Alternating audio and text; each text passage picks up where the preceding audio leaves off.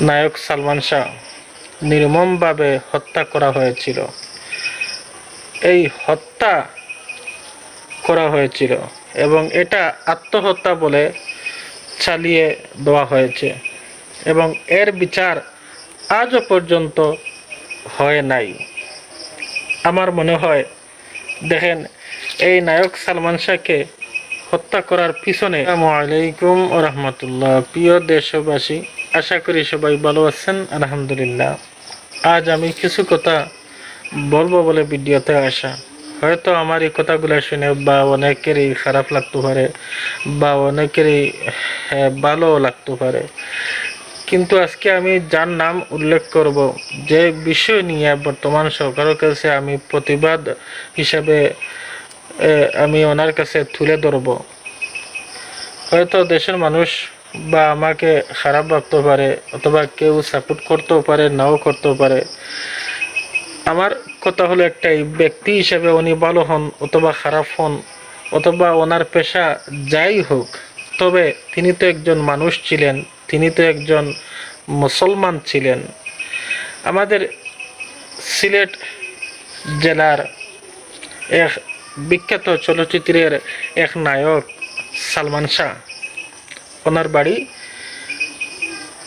আপনারা সবাই জানেন যে সিলেট জকিগঞ্জ ওনার জন্ম, নানার বাড়ি মৌলভীবাজার।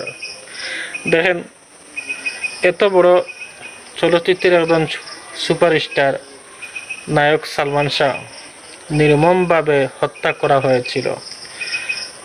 এই হত্যা করা হয়েছিল এবং এটা আত্মহত্যা বলে চালিয়ে দেওয়া হয়েছে এবং এর বিচার আজও পর্যন্ত হয় নাই।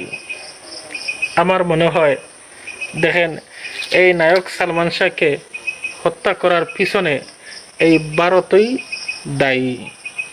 এর কারণ হলো শাহরুখ খানের ঊর্ধ্বে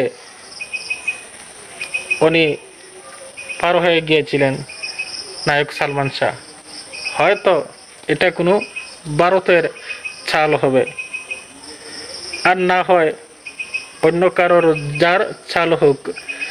যারা এই নায়ক সালমান শাহকে হত্যা করেছে, আমি বর্তমান সরকারের কাছে আমি আবদার করছি, এই নায়ক সালমান শাহর হত্যাকারীদেরকে যেন খুঁজে এনে আইনের আওতায় আনা হয়। আমাদের জানা মতো উনি খুব ভালো মানুষ ছিলেন, যদিও ওনার পেশা চলচ্চিত্রে উনি কাজ করতেন, এরপরেও তো উনি একজন মুসলমান। আর ওনাকে কেন এভাবে নির্মমভাবে হত্যা করা হয়েছে, এর তদন্ত ভালো করে করা হোক, বর্তমান সরকারের কাছে আমার দাবি। সবাই ভালো থাকেন, সুস্থ থাকেন। আসসালামু আলাইকুম রহমতুল্লাহ।